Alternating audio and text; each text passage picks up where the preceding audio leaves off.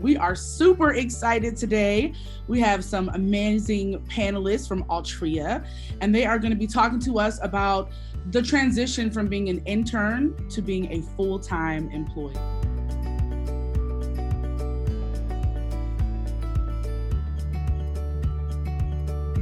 I think it's important to kind of jump in and gain the experience. I think that's the main point of the internship program. I can say in my experience, I was a little hesitant to come and work for the company initially, but I also looked at it as, of course, the company is interviewing you or just testing you during that time to see if you'll be a good fit. But I think also consider as an intern, like this is your time to get experience about the company, really see how's the culture, how does a business perform, and ultimately determine, like, would you see yourself there full time? So for me, I looked at it as an interview for the company as well. And I think it's good just to gain experience and get your foot in the door as much as you can. Just the geographic location of, where the Altria internship would be work better for me in my situation. An opportunity to learn about, another company's culture was something that was important to me, and just get a different experience working within my major, industrial engineering, but another sector of my major, and learn something else. So when I had that opportunity to try something new and join Altria, I jumped on it, and I've been with the company ever since. I interned for 2 different summers, which led to my full-time employment. And that was just kind of my journey. It happened to be something me willing to take a chance and try something else, and it's led me here. I'm not native to Richmond or Virginia at all, so it was a little change having to meet new people and do things like that. But ultimately, I just took the step out there, and I just made the choice that this may be a great opportunity.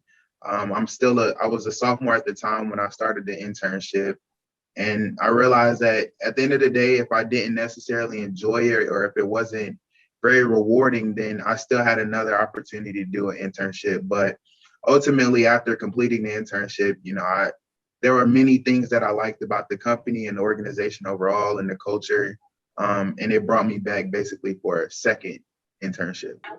So I want to jump in. I heard a couple of people share that they had to relocate for their position. And I really want to touch in on that because I think that is a decision that a lot of our scholars have to make is, what does that relocation look like? Am I going to make friends? How, all of that. So I'm going to start with you, Nikki. Can you share, because did you have to relocate for your position, correct? But for the internship, I did relocate and I enjoyed it. But I did get the opportunity to know what it was like to do for myself, try to make friends, try to reach out to coworkers if they wanted to go do something, because I didn't have anybody up there except my aunt. Mm-hmm. And so it's different from having all of your family in North Carolina versus, okay, I only have one family member in Virginia, so what do I do?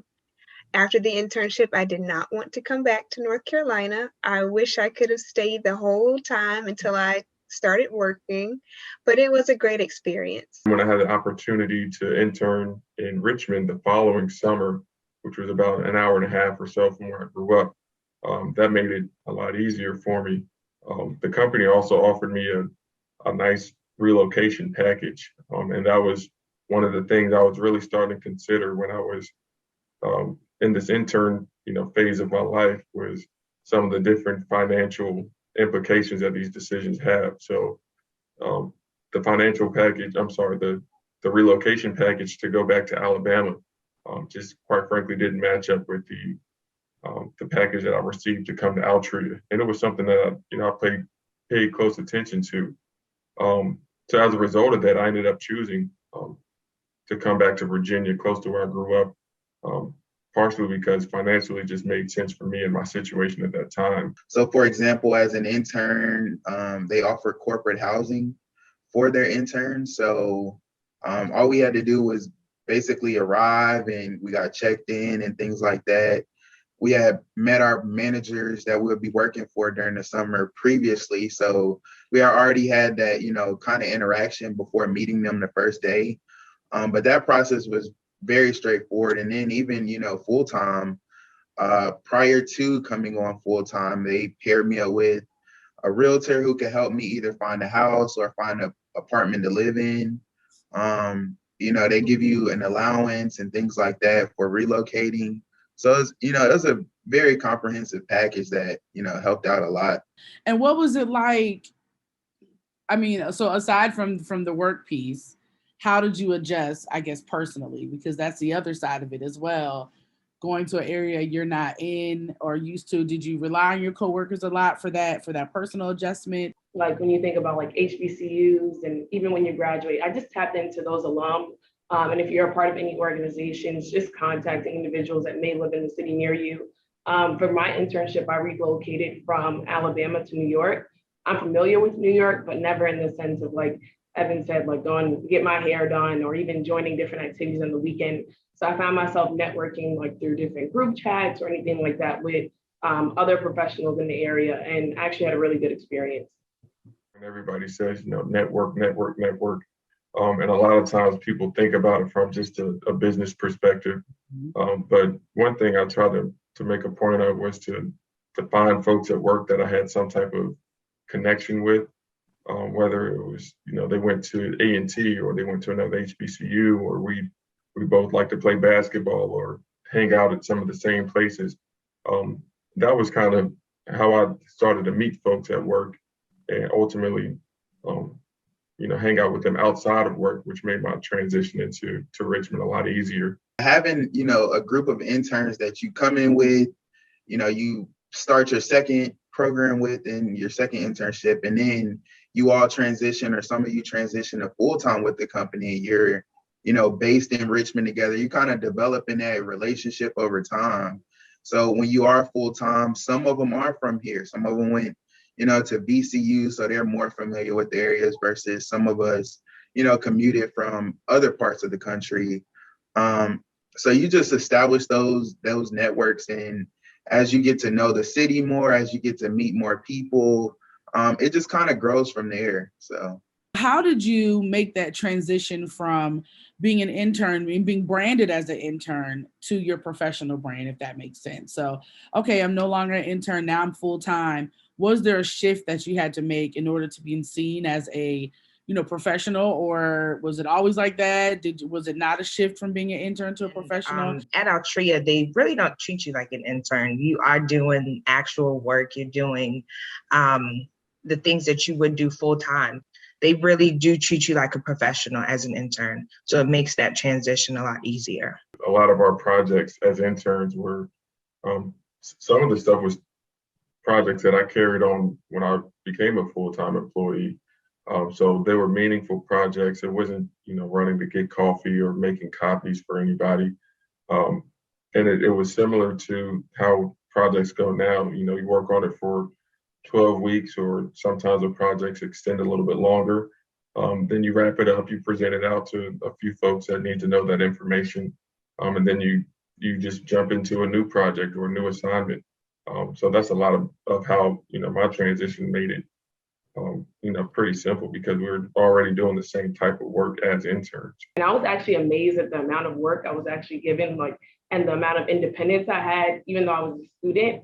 And it's also nice because you're able to still network during the school year, but the workload is not as intense as maybe being a full-time sales associate, but instead you're doing recruiting, and it's up to you to make your hours. You come up with your plan, and then at the end, like I said, your goal is just to recruit other students from your institution. So we're going to wrap this up here shortly, but I do want to ask, and one of my questions was, what was your biggest fear with even accepting the internship or accepting the full-time position, and how you overcame it? But I'm going to give you guys an option. So you can either share your biggest fear, how you overcame, or maybe give just a piece of advice for our scholars, just something that they can take with them, because many of them are they're in college. So they're in this position where they're looking for internships. They're looking, hoping to have a full-time offer when they graduate. So if you want to share just how you overcame what your one biggest fear may have been, or if you just want to give a piece of advice for our scholars, I'd really appreciate it. So we're going to start with Jessica, and then just go around the room. I think my biggest fear after doing 2 internships and 2 co-ops was not getting an offer. I had put in a lot of work. So that was one of the things that I was worried about. They do give you a period of time when they tell you they're going to contact you with an offer. So during that time, I was just a little worried, like, did I do enough to really, land a job there? And what I would say is when you're thinking of things like that, just have a backup plan. I did have a backup plan. Luckily, Altria will give you an offer at the beginning of the school year. So I still had another year to at least plan and start looking for jobs if they didn't give me an opportunity to start there. So that's what I would say, is just always have a backup plan. Awesome. All right, Isaac, we'll jump to you. I think my biggest fear, besides not getting the offer, because I really wanted it, was basically when I was onboarding, full time from internship. I personally felt like a pressure, like, okay, I'm on now, so I have to deliver. And it was more so coming into a role where there were a lot of senior people with a wealth of knowledge and experience, and I felt a pressure on myself that, man, I have to deliver. I have to be like those guys and ladies who are in the group. But I quickly realized that they understand that I'm new. As long as they're seeing progress and that you're asking the right questions, that's more important. So while that was my biggest fear, that's also my best piece of advice is stay inquisitive, make sure you're asking the right questions, show that you're willing and able to learn. I mean, I remember in my second rotation, I was in charge of managing hourly employees, and the people that I was managing at the time, their kids are older than me. So, what can you really do in that situation? But it was more so just making sure that they understand, hey, I'm here to learn. I know you are a wealth of knowledge. How can I help you be successful? And how can you help me be successful? So. Awesome. All right, Evan, we'll jump to you. Yeah, I mean, I agree with, the points that, both Jessica and Isaac made. I think probably my biggest fear was just coming into corporate America as a young Black man and trying to, make sure that I did a good enough job to procure or to get this job with the company, but also staying true to myself. And I was so nervous that I was going to say the wrong thing or dress the wrong way or look the wrong way, and people were just going to judge me before getting to know me. That I would like practice my professional voice and my corporate America voice. And I think ultimately I had a mentor who just kind of reminded me to stay true to myself and really be who I am. And I think that's what's kind of allowed me to have some of the successes that I've had at work. It's just really staying true to who I am and being myself and letting my personality show. But just really that subtle reminder that you're here because of who you are, and that was key for me. That was important for me. So I would suggest that to any young person coming into a company. Even though it may seem a little intimidating coming into a big company, just be true to yourself, because that was what the recruiter saw in you when they decided to give you the opportunity, and that's what they're expecting from you to help advance the company forward. Awesome. All right, we'll jump to you, Nia. Okay, yeah, I think one of my biggest fears or concerns was finding a company that would help me grow as a professional. And so I knew as an intern, number one, I was looking for a career. I was a junior interning, so looking for my senior year, I wanted to walk across the stage with the job and just knowing that I had job security. And I also didn't just want to go with any company. Like I said, I just really wanted to make sure how will I grow as an individual with the company. And so I would say, like, as a word of advice is, even when you're in those interview stages with companies, just look at their career path and look at, do they want to keep you in one position for a certain amount of time, or how do they also advance you as a professional? And, I think they think of it as an investment into you, and also you're an investment for them. So what can they also do for your professional career and the goals that you may have? Awesome. Certainly not least, Miss Nikki Martin. I would say I have two. So advice and my biggest fear. So piece of advice I would give is to always try. I know for me, when I got an email saying, hey, I think this Altria opportunity would be great for you, I was thinking, okay. I mean, I've already applied for multiple scholarships and internships. It's not like they'll actually give me the position, because I started feeling, a little overwhelmed with trying so much and then not getting anything. So by actually applying for the position and going through rounds of interviews, I actually got the position. So I think no matter what, just continue to try. Even if you feel like you're not going to get it, it doesn't hurt to try. Another piece of advice is pray. Pray if this opportunity is for you. That's something that I did a lot. It helps relax you, calm you down, knowing that no matter what, if this position isn't for you, then there's something else that'll be bigger for you. You just got to hold on to your faith. And my biggest fear was not getting an offer. At the time, I was dealing with a family member who was very sick and passed away. So I had to go back and forth between going home, seeing my family, and then continuing the internship. But a big part of that was knowing that the company cared about my family. Having the company say, no, go ahead and go be with your family. Work is always going to be here. So just having that support, my family still thanks them for doing that for me. I'm really appreciative of the company. Awesome.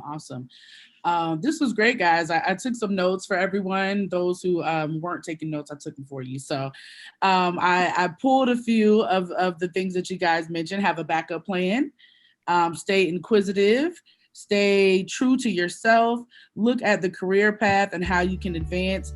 Always try and pray about that thing. So we got all of these notes. I hope you guys take them with you as you are transitioning from being an intern to a full-time employee. So I just want to take a moment, tell everyone thank you so much for today. And thanks to everyone who's watching.